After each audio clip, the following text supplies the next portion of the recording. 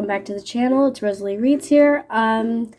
Today we're going to be doing a book haul, but real quick, I want to apologize for my voice. I've been sick for like about a week, and it's finally starting to go down, thank God, but I still do have like a cough and stuff, so like, it's making my voice hoarse.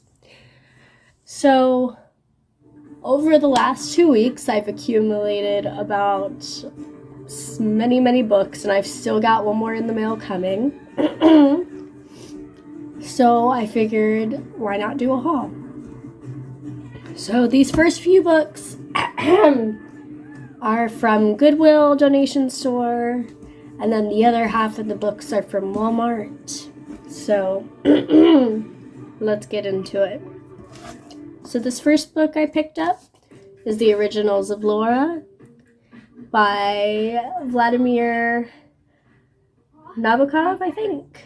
And this is the same guy that wrote the Lolita story that everybody is like, about. So when I saw this, I was curious about it. So apparently after Vladimir Nabokov died in 1977, I think. Yeah. He left instructions to burn like all of his note cards from his book that he was writing at that point. Unfortunately, his wife said, she didn't want to burn it because she felt like it was an important like piece, but she did give it to her son, which was like the last heir, and he couldn't decide whether to honor his father's wish and burn the book with all the notes, or burn the notes, my bad, and publish it. So basically, after many years, he finally decided to publish it, and it became this, with all of the note cards from his previous writings within his note cards that basically tells a story that we won't be able to figure out yet. So I wanted to read this one soon.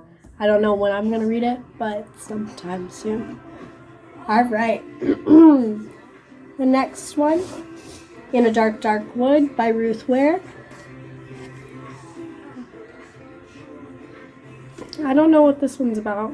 I think it's a thriller. Oh, fuck.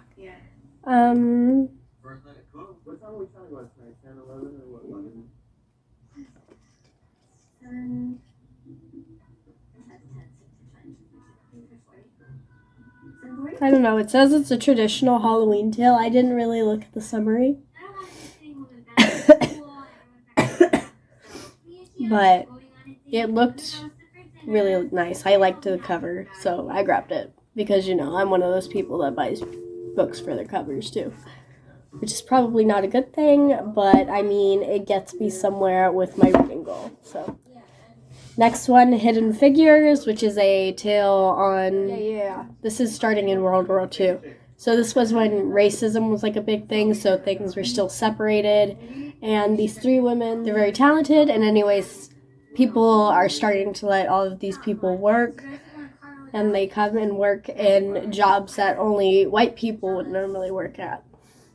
So eventually Jim Crow laws had required them to be segregated from their white counterpart, and they participated in NASA's field, so they basically became NASA's great successes when it comes to that job.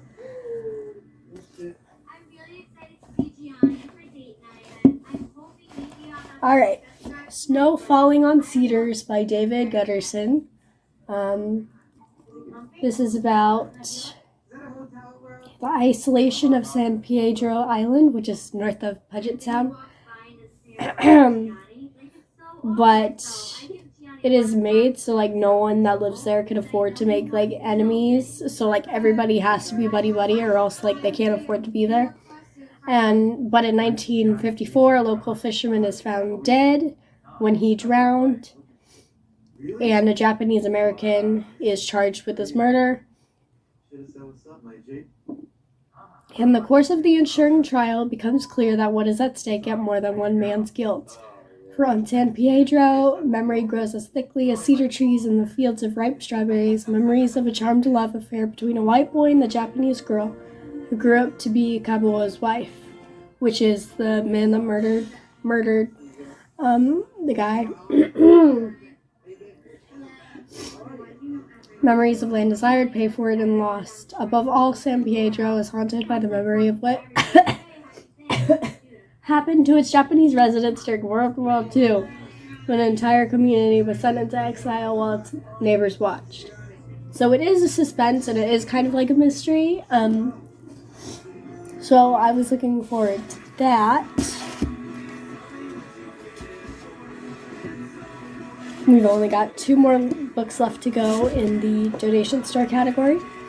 Well, Goodwill.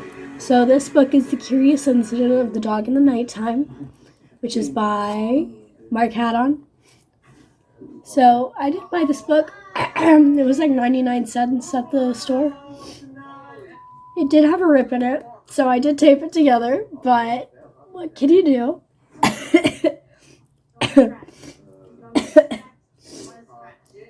So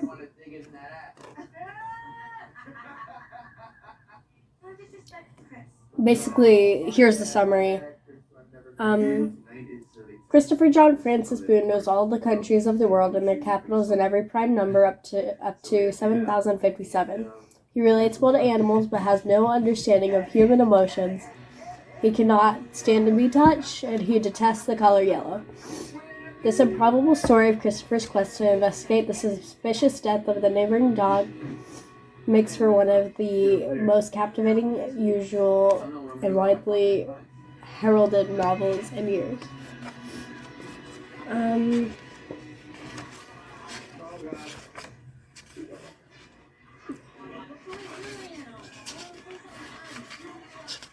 Yeah, that's literally the only story it has. Okay, from this one, Crazy Rich Asians by Kevin Kwan. I bought this because I saw it at the store and I was like, oh wow. And I was already looking forward to reading the series anyway because I wanted to watch the movie. So here's the book. I bought it. It's basically about this girl.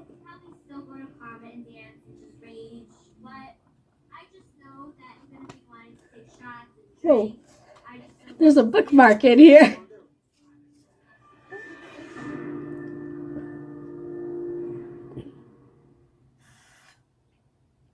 This is in North Carolina. Okay.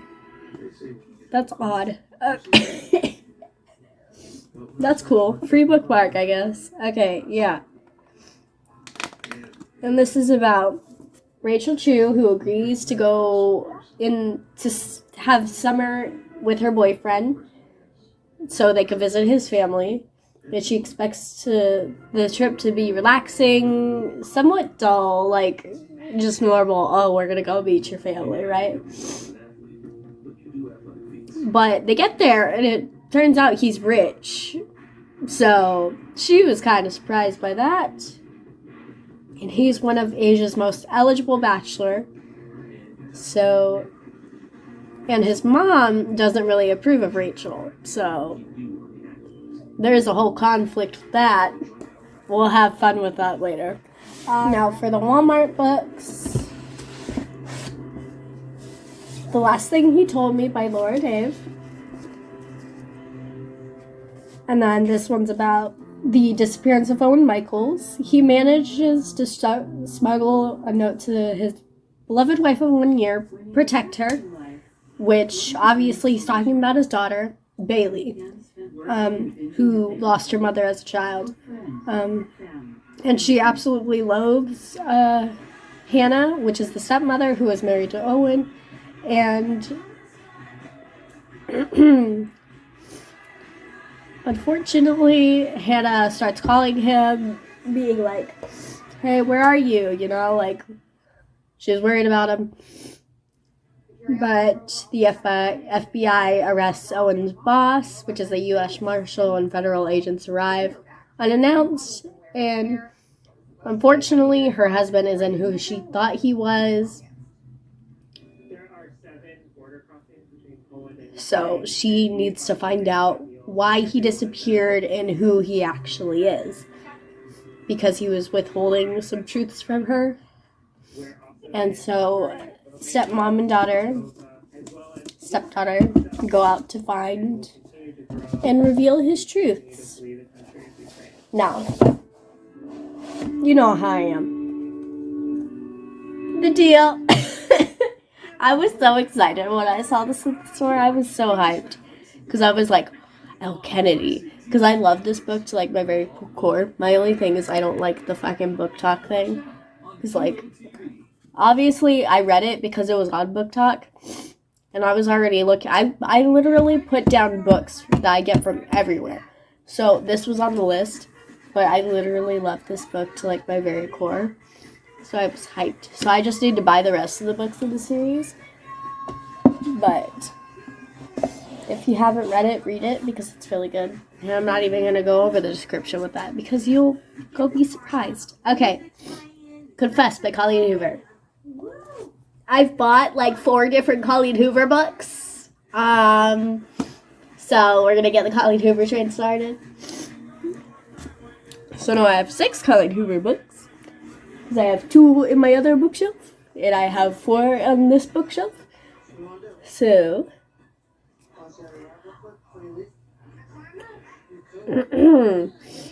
but basically, Auburn Reed has lost everything important to her. She doesn't have a job. She has no goals in sight. And there's absolutely no room for mistakes at this point because she's like at rock bottom. But in search of a job, she goes into a Dallas art studio and she meets Owen Gentry. And basically, Auburn takes a chance and puts her heart in control, is what it says, and then she discovers that Owen is keeping a secret from her. Basically, his past threatens to destroy everything that they have built and everything that Auburn loves most. And the only way to get her life back on track is to avoid Owen, to no longer speak to him, to cut him out of her life.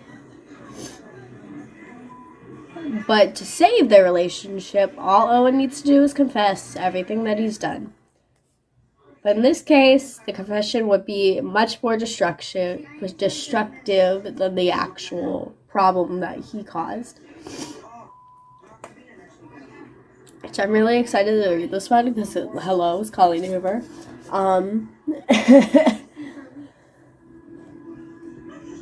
So I'll get reading these sometime soon. Next one, November 9th. I'm reading it right now. I'm on page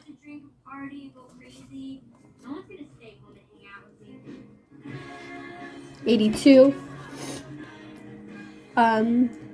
So basically this one's about Fallon meeting Ben, which is an aspiring novelist, the day before her cross-country move, because she's moving to New York, and she's going to go there so she could try to get on Broadway, any sort of acting job. But the thing is, she struggled with acting jobs because she has entire scars going down her body because of a house fire from when she was younger. So nobody wants to hire her, so that's why she's moving to New York to probably get on Broadway, because that's the easiest shot she has. And her and Ben spend her last day in LA together. And the eventful day eventually brings them to be sort of romantically involved. However, over time, they basically decide to just meet up on November 9th every single year for the next 5 years when they're both 23. Because Fallon doesn't want to get into a relationship at that point in time. Reason 1, because she's moving. And reason 2, because her mom says, oh, well, you don't know what you want at until age 23 because your brain doesn't fully develop. So basically, you're just fighting with yourself on that. So her mom is always right. So Fallon she listens to her.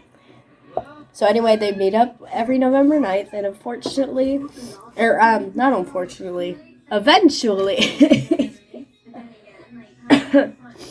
they fucking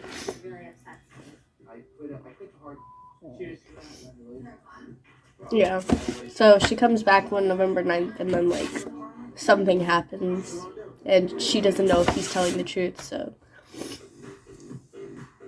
And then the next one, All Your Perfects by Colleen Hoover. I'm super excited for this one, because it's made everyone I've seen cry, and I love that for them, so. So basically, this is a then and now book, which is, like, switches from past to present, I think. That's what I've heard, anyway. Yes, it switches from past to present. And it's basically, like, you see the then of how Quinn and Graham met. And they're in, like, this perfect relationship for a little bit. But then you skip many years later. And their marriage is falling apart. And so they have to find the thing that will save their marriage, which I'm very excited for, because that sounds really good. And then the last Colleen Hoover book, I'm sure you guys are tired of it. Thank God. Verity by Colleen Hoover. Now I'm really excited for this one, because I'm finally going to know what this team manuscript and team whatever is. But I've always wanted to read this one, so I was very happy when I bought it. And it's basically about Lowen being a struggling writer on the brink of financial ruin and bankruptcy when she accepts the job of a lifetime to work under Verity Crawford, who is a successful art author. However, she is unable to finish a certain series, and Jeremy, her husband, hired Lowen to finish off the books in the series because she is unable to finish them. Nolan arrives at the Crawford home, ready to go through all the notes, hoping to see some material to get her started. And Lowen doesn't expect to uncover the unfinished autobiography Verity written. And it kind of reveals something about Verity. And Lowen decides to keep that manuscript to herself and not tell Verity's husband, Jeremy, because it could already devastate the grieving father. But as Lowen's feelings for Jeremy begin to intensify, she recognizes all the way it can benefit him, and so they kind of have to try and fix that because they're not sure how to navigate through that. Now, The Seven Husbands of Evelyn Hugo, also something I've been ready to read! Okay. This is about Evelyn Hugo, Hollywood icon. And she is finally ready to tell the story about her scandalous life. And glamorous. Glamorous and scandalous. But when she chooses a unknown reporter, Monique Grant, to write a story, no one is more astounded than Monique herself. So she is ready, she is hyped up, she's ready to write this. But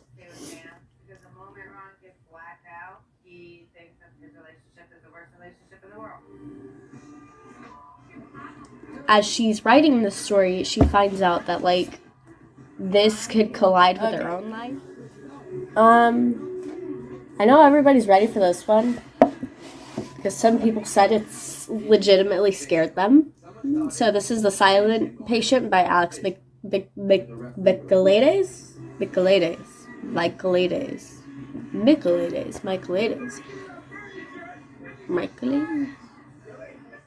Okay, this is The Silent Patient.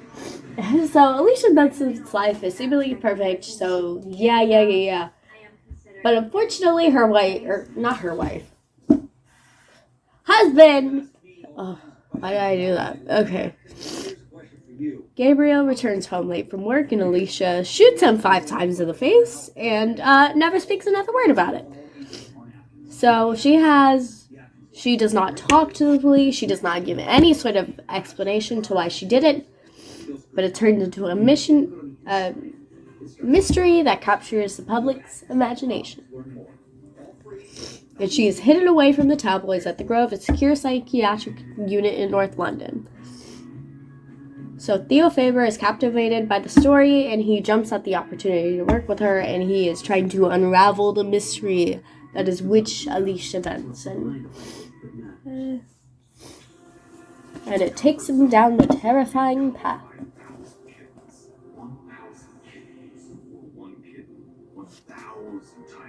Why is there gray pages? Oh, that's cool.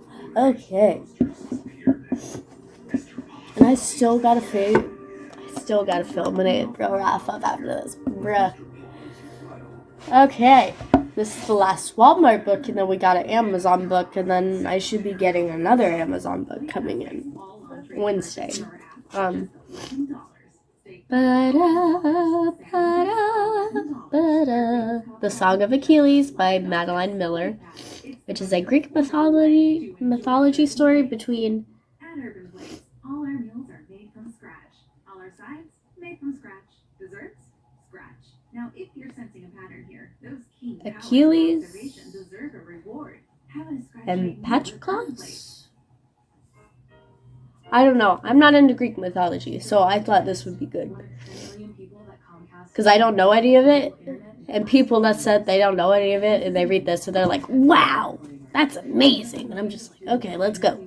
But for the people that have and do know Greek mythology, they said, it's kind of okay. I already know the story, so it was kind of boring. So, fair. But I don't know anything about Greek mythology. So here we go. We ready. We go. It's basically... Is it a romance? Does somebody... Oh, no.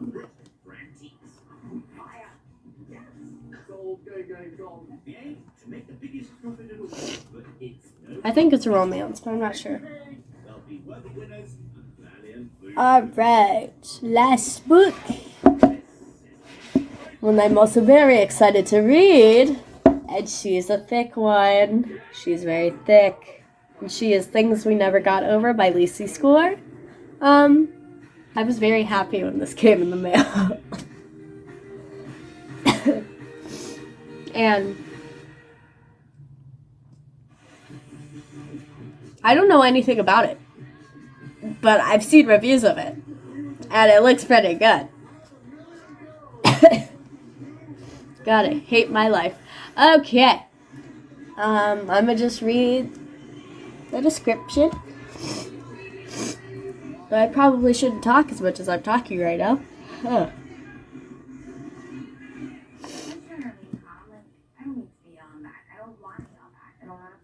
Bearded bad boy Barbara Knox prefers to live his life the way he takes his coffee. Alone.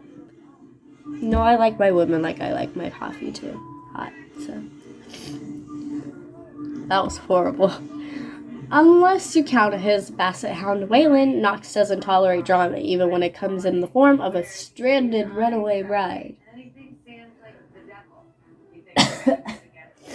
Naomi wasn't just running away from her wedding, she was riding to the rescue of her strange friend to knock him out.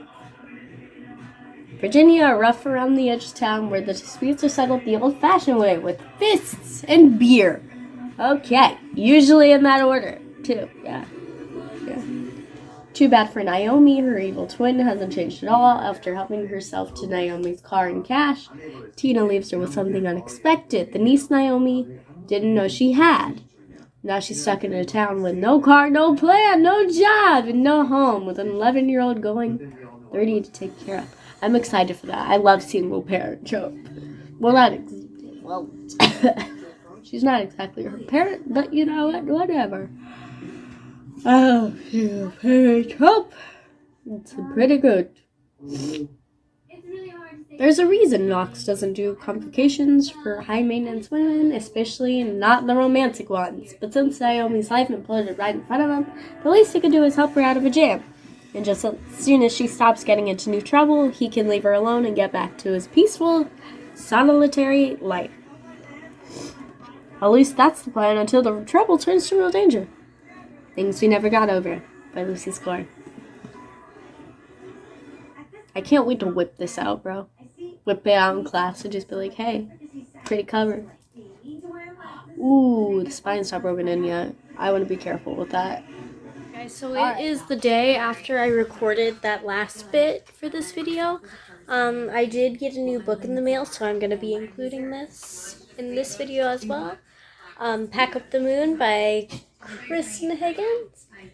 And it's about a husband and wife are newly married, they're in love, but then all of a sudden Lauren is diagnosed with an illness. So basically, as Lauren's disease continues and progresses, basically the husband, Josh, struggles with basically pretty much everything in life because, like his wife is dying. And basically she has a plan to keep him moving forward, and she leaves letters hidden for him as she, deteriorates, so it could help him come to terms with her progressive death.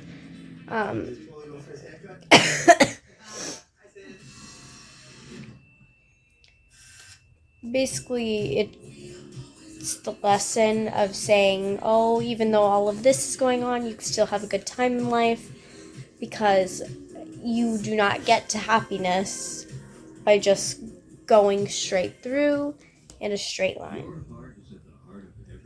That's why I wanted to include this one, because it's really good, and I've seen a lot of TikToks about it, so I'm very excited. Anyway, guys, that's going to be it for this video. If you enjoyed, like, subscribe, comment, let me know what your favorite book is. And then I will be seeing you guys soon. Bye-bye!